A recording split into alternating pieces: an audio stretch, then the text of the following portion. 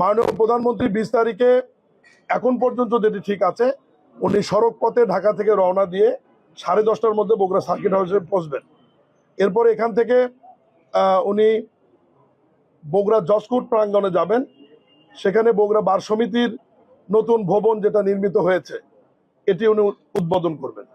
সেখান থেকে উনি জেলা ও দায়রা জজের কনফারেন্স রুমে যাবেন। সেখানে আইন ও বিচার মন্ত্রণালয়ের অধীনে বেল বন্ড চালু হচ্ছে সারা বাংলাদেশে। জামিনযোগ্য আসামিদের বেল বন্ড আপনার ডিজিটালি বিভিন্ন জেলখানায় পৌঁছবে।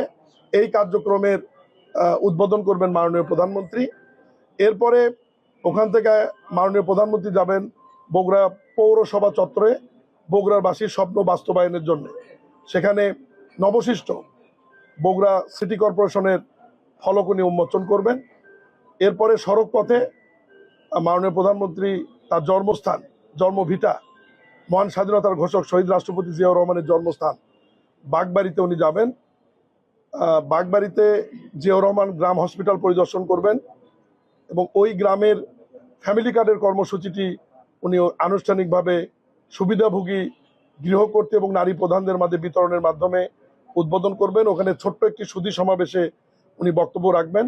এরপর একটি খাল খননের কর্মসূচি ওখানে রয়েছে, খাল খনন উদ্বোধন করবেন। তারপরে ওনার নিজ বাড়িতে যাবেন এবং নিজ বাড়িতে উনি কিছুক্ষণ অবস্থান করবেন।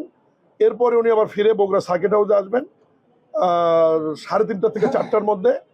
এখান থেকে ফিরে আলতাপুন্নেসা খেলার মাঠে, ঐতিহাসিক আলতাপুন্নেসা খেলার মাঠে বগুড়া জেলা বিএনপি আয়োজিত জনসভায় উনি অংশগ্রহণ করবেন এবং জনসভা শেষ করে উনি ঢাকার উদ্দেশ্যে রওনা দেবেন।